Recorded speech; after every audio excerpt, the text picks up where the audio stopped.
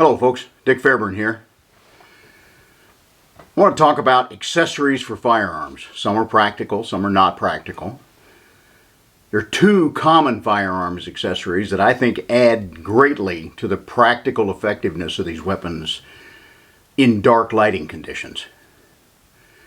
A weapon-mounted white light is almost essential for both handguns and long guns. And laser aiming devices can be a big advantage as well. Now, when they first came out, I used to think that lasers were really not much more than a toy. But as I have used them more and more, I've come to decide that they have some very good advantages when they're used properly. But I'm going to talk about lasers next week. This week, I'm just going to focus on weapon-mounted white lights, flashlights that mount directly to a handgun or generally a carbine. You know, law enforcement's not using shotguns that much anymore. Civilians certainly can. And modern shotguns are set up so that you can mount lights on them more readily. So we're going to talk about that primarily this week. Now, weapon-mounted lights, for me, started out as a flashlight duct taped to the handguards of my AR-15. Didn't even attempt to put one on a pistol. There was just really no way to do it. And any kind of light that small back then just didn't put out enough light to do much good. But now, weapon-mounted lights are almost required. They're almost essential on long guns and to some degree on handguns as well. Although I'm not as sold on them for handguns, and I'm going to talk about why. Because under some circumstances, they can be dangerous. When you use a weapon-mounted light on a handgun for searching a building, and this is something that law enforcement officers do quite a lot of, it has caused some unintended shootings out there.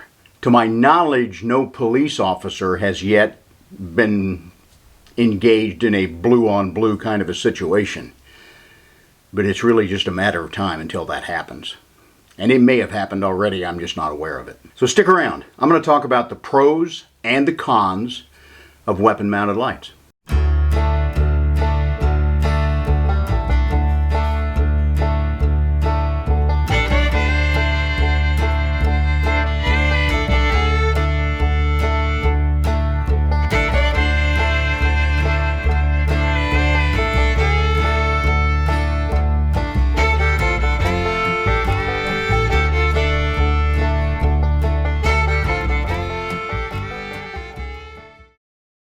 I want to announce to you that both versions of my book, Building a Better Gunfighter, are available now on Amazon.com. There's a Kindle book version of this for $9.95. There's the paperback copy for $19.95. Of course, sales tax is going to be added to both of those. Just search for Building a Better Gunfighter. Now, in law enforcement, which is my background, weapon-mounted lights started out really on handguns. And to begin with, they were just being used by SWAT officers and, interestingly, by canine handlers. Because if you stop and think about it, canine handlers often have to have one hand dedicated to a dog lead to control their animal. So they don't have a spare hand to use with any kind of flashlight technique with a pistol.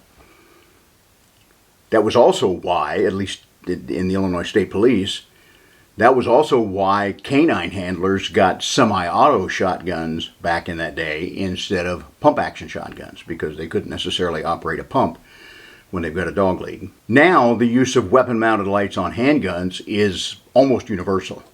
Virtually every patrol officer I see in my locale is carrying a weapon-mounted light, and holsters to take that package of light and weapon have become very common.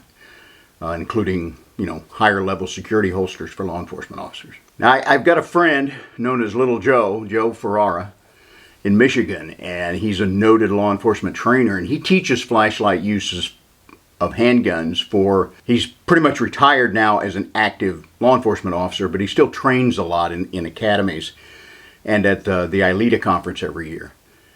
And I borrowed these words from him. He said he borrowed them from Chris Torino, and Chris said he doesn't know where they came from. But it makes sense. Flashlights in the hands of people using guns really have three uses. We use them to navigate around our environment. We use them to locate certain things, doorways, passageways, people. And then when we find people, we use them to identify friend or foe. Who is it that I'm dealing with here? Are they armed, and am I legitimate in the use of deadly force against these people? And then at that point, you get to where the light on the weapon helps you under dark conditions to actually make the shot. Now, a weapon-mounted light on a handgun should only be used for one of those three purposes: to identify your potential target. If you use them to navigate, okay. If you use them to locate, you have to remember safety rule number 2. Never let the muzzle of your weapon cover anything you're not willing to destroy. If you are searching with a weapon-mounted light, you are pointing that weapon at everything you're looking at. Whether that be, in a video I'm going to show you, they're using it to search under cabinets, they're using it to open a door, search into a room. They're pointing that weapon at everything out there, and including their fellow police officers if they're not pretty careful about what they're doing. There are 4 rules of safety. Treat every gun as if it were loaded till you prove otherwise. Never let the muzzle cover anything you're not willing to destroy.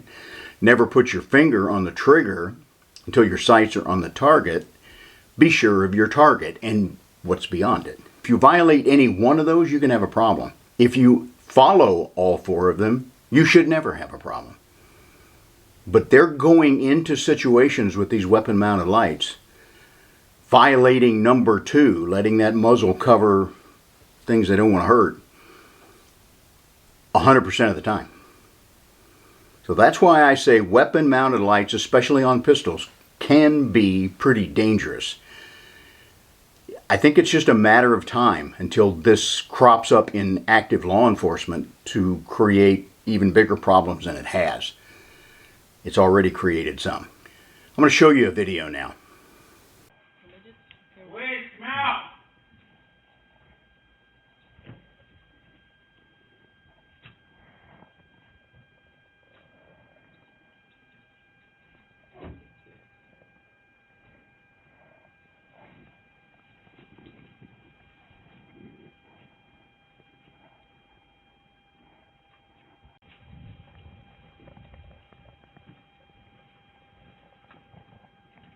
Shake your hands! Shit.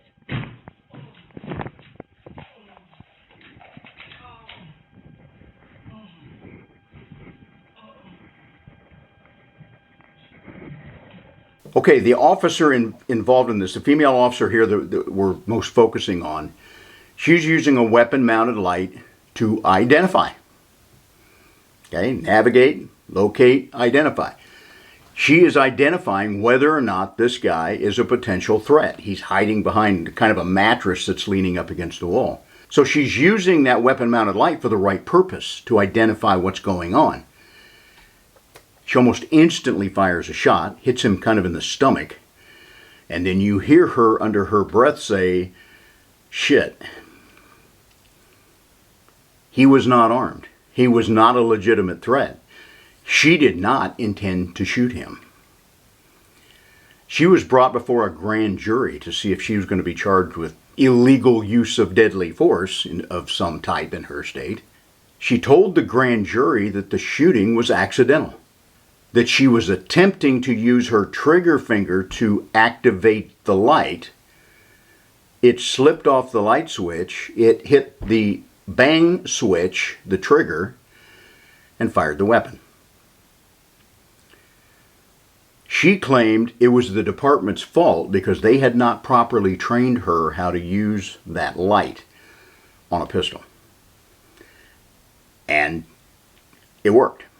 She was not indicted with any kind of crime.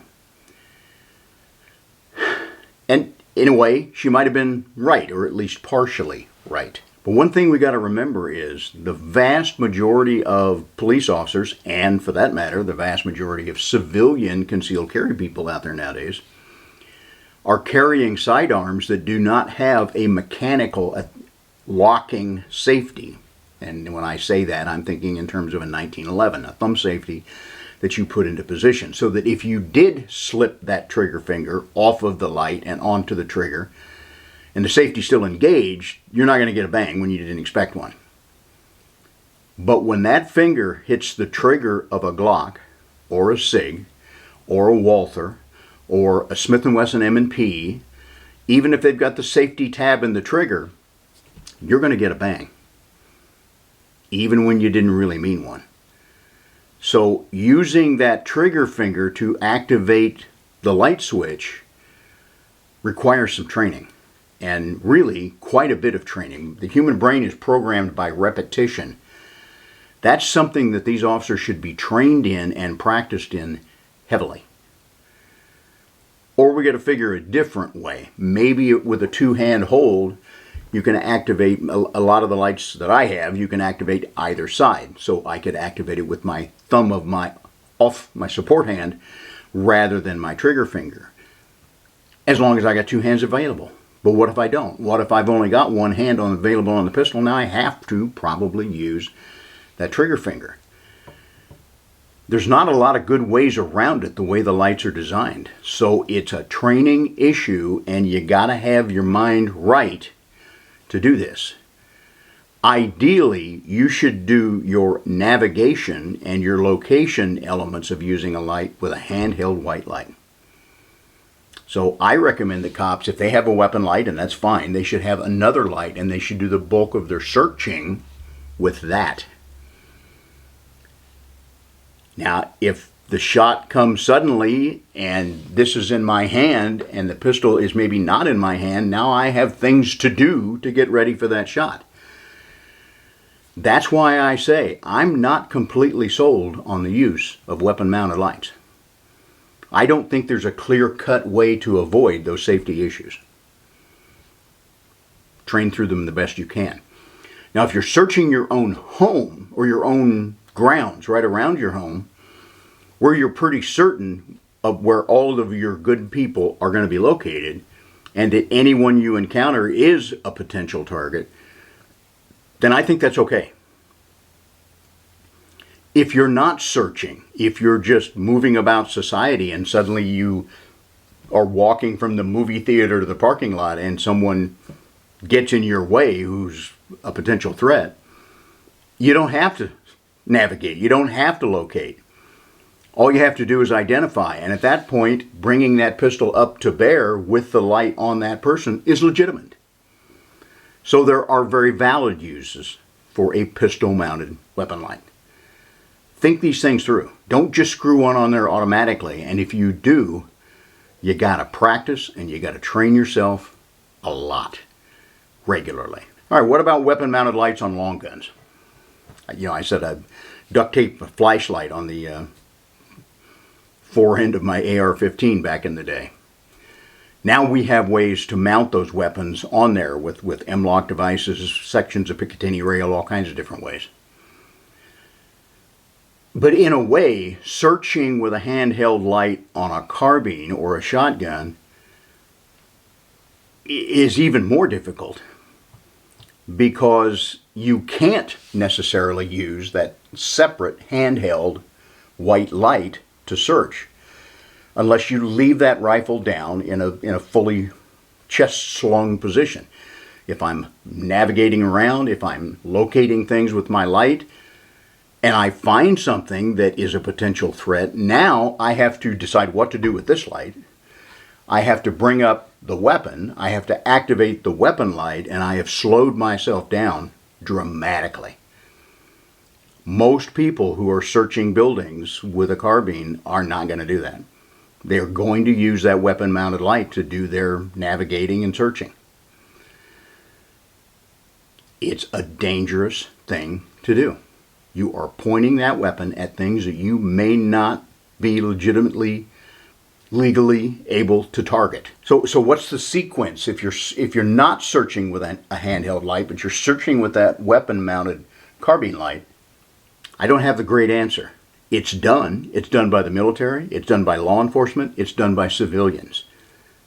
I'm not saying don't do it. I'm saying recognize what you're doing with the muzzle of that weapon along with the light that's on that weapon. You got to be cognizant of that, and you got to be prepared for that. Now, carbines do have one advantage that you don't necessarily have with a pistol-mounted light, is you can generally activate them without needing to involve your trigger finger. I like to put my carbine sights on the left side. This is a two-handed weapon. If I don't have two hands available, I'm probably not going to be using this weapon. So I can use my right thumb to activate this light. Trigger finger's over here. It's doing something separate. So I can turn it on, I can momentary it, and that works just fine. Carbine lights can also, many of them, be mounted with a separate switch. I don't have this one mounted right now. But it can be put up on the handguard somewhere, or the light can be on the bottom, left side, right side, whichever works for you. But these separate switches then can sometimes be activated with a finger grip. Wherever you're going to grip that forend, it's just a matter of squeezing a little harder with those fingers. You're going to activate that light when you need it. So carbines do offer that kind of advantage. Carbine lights like this one, this is a stream light. This is about a 300 lumen light. More than adequate out to 50, perhaps even 100 yards on a carbine. Getting marginal at 100 yards. So using them on a rifle, other than in a CQB, close quarter battle kind of situation, weapon lights are going to need to have a lot more throw, is one of the terms they use. If they have adequate illumination to identify your target at the kind of distances you're working with. Going up in the lumen count, and I'm going to talk about lumens here in a minute, how much light you're putting out. This is about 300 lumens. Moving up to 1,000 lumens or more will make that more certain for more distances. But there are other kind of lights out there that don't necessarily need high power, high lumen count to reach out a distance. This is another stream light. This is a TLR1 HP, which they don't make anymore. I believe the new one is called an HPL. As I recall, this is about 300 lumen output, the same as the small light that I have on my carbine now. But you notice this big bell that it has. What that does is create a very tight focal spot, and I'll show this behind you. You can see the light behind me, but you have this very bright center circle. That will very easily identify a human at 200 yards. So if I take an AR-10 out for self-defense kind of situations, and I think it's going to be an extraordinarily rare circumstance where I might be justified in using lethal force well beyond 100 yards, this is the light I'm going to take. It doesn't have high output necessarily, but that focal spot concentrates that light in a narrower area. And I'm going to show you that on a range demo here in just a few minutes. The model that Streamlight makes for that now is not a 300 lumen output, it's 1,000 lumen output. And I would venture to say you could identify human targets as far out as 300 yards or more if you need to engage, if you need to identify them for some reason with a long-range self-defense kind of rifle. All right, so how many lumens do you need? Here's my wife's pistol. Show you that it's unloaded. Got a little crimson trace light on this. A real stretch to use it with your trigger finger, but it can be done with a firing grip. It's easier to activate over here and probably safer as well if you got a two-hand hold. This small light just clamps on the trigger guard because these small pistols don't have an accessory rail. That's rated at 110 lumens. And I'm going to show you all of these in a night setting. That's adequate for a small self-defense pistol. Even at 10, 15 yards in full darkness, that throws enough light to clearly identify your target and gives you enough peripheral light that you can pick up your sights very easily. Night sights are great. We have night sights on most of these pistols. But you can see them in the peripheral light that's thrown by a weapon light. It's a little Springfield Armory pistol that does have an accessory rail. This is an Olight Balder Mini. I've tried a couple of these Olights. They're rechargeable. They seem to be pretty well made. I got these with lasers built into them. And I'll talk a little bit as we go along, and I'm going to talk about lasers next week. This is a 600 lumen. Now, this is where you can activate it with the trigger finger. On, off, hold, let go. It's momentary. Turn it on, turn it off. Same on the other side. So if I can use this with my off or support hand, that's the best way to do it safely. Not take a chance that that finger is going to slip off the switch and hit the go button on the pistol. This is about 600 lumens. And it does appear to be quite a lot brighter than that little 100 lumen light. More than enough light for any kind of pistol self-defense situation. Here's a larger Olight. This is the Balder Pro.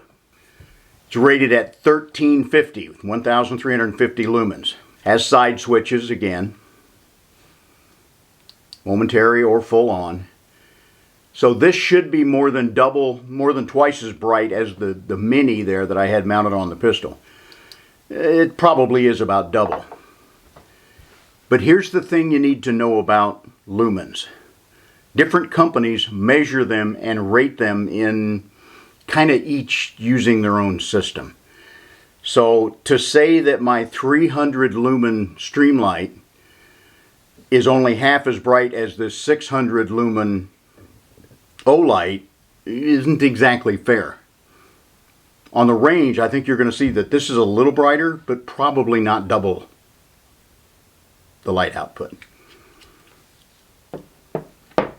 So take them with a grain of salt.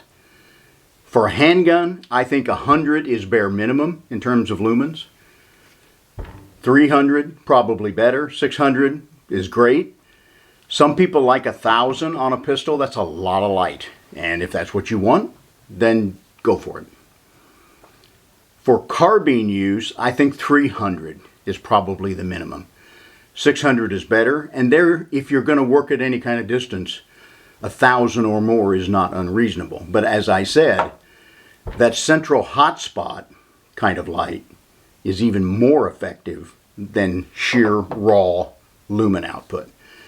You will see on the range, this lights up the target at 100 yards much better at 300 lumens with a hotspot than this light rated at 1,350. So you just got to pick what you need. What brand do I recommend? The Cadillac of the industry, probably the most commonly used by military and SWAT teams, we will say, are generally Surefire lights. They're very high quality. They're also very high price. The most common light I see in the holsters of patrol police officers are Surefires. I've used a number of Surefires over the years, both handheld lights and weapon-mounted lights, and they work perfectly well for me.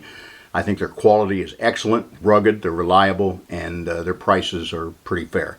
These Olights that I've been playing with, they're a little less money than the Streamlights. They seem to be rugged. They're working out pretty well so far. Now, do you want rechargeable power supplies or disposable batteries? The Olights are rechargeable.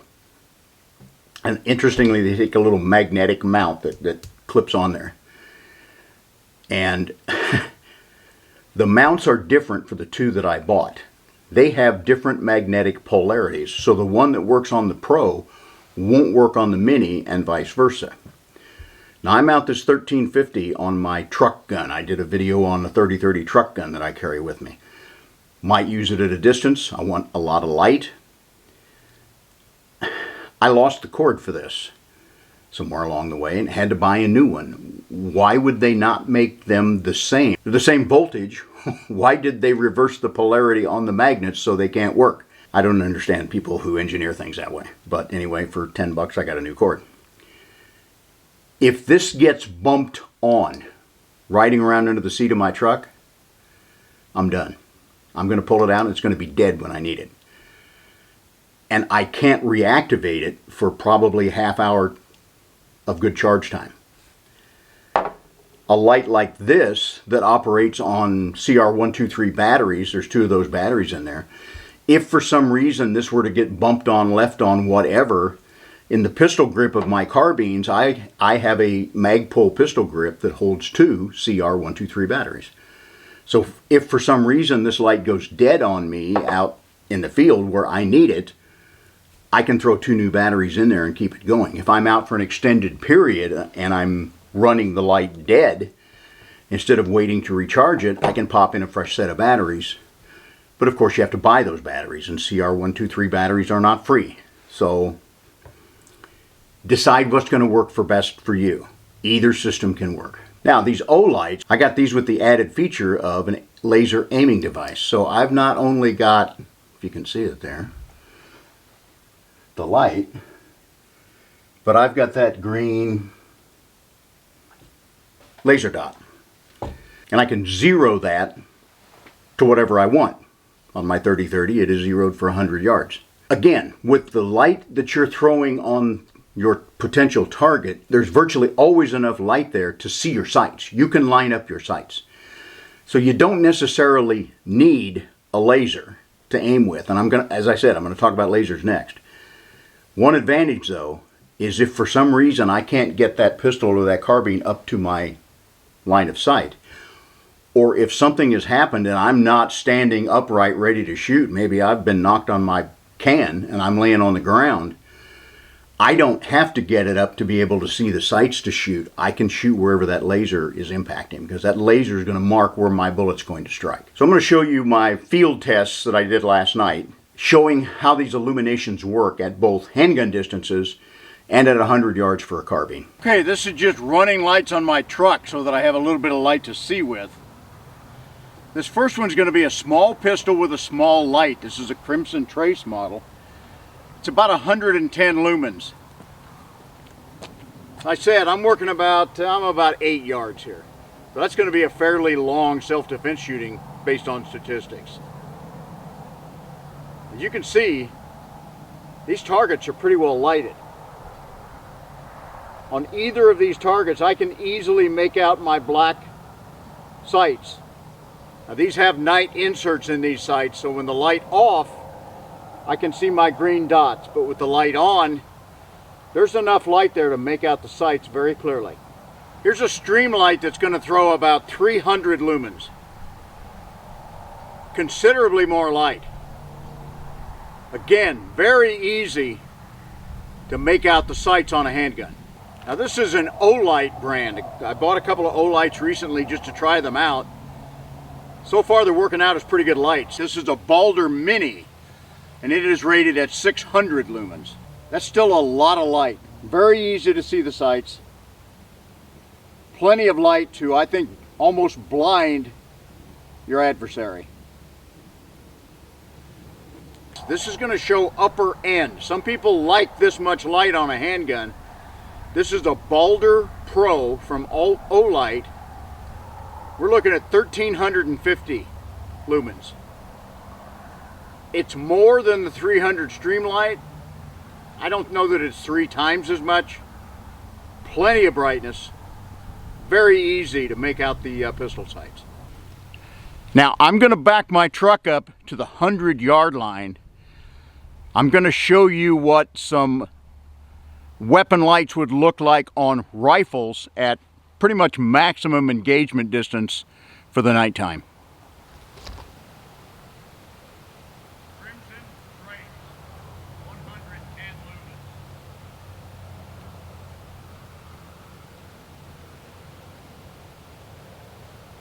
Streamlight, 300 lumens.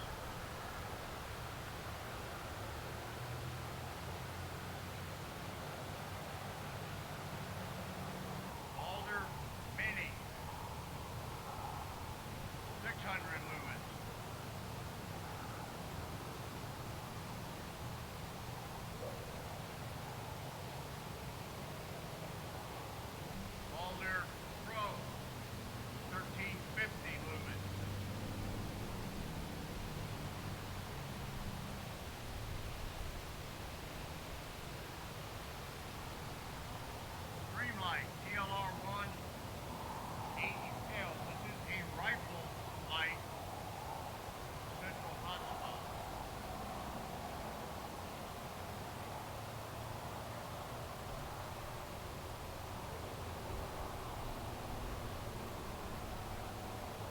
So to kind of sum her up, weapon-mounted lights.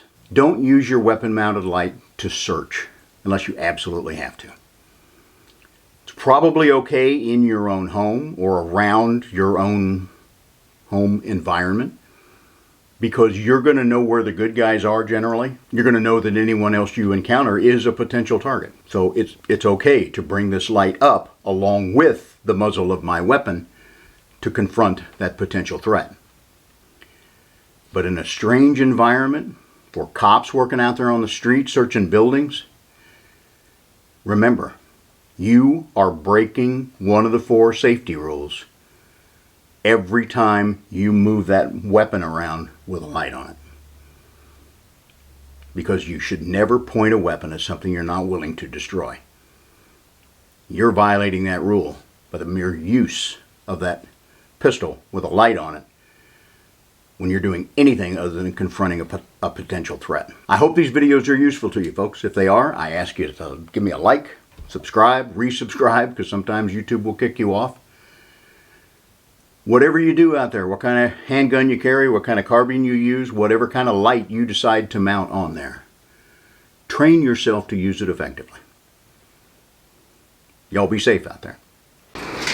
Okay, we got them both here now. You ready? Bud got one. Ginger got one.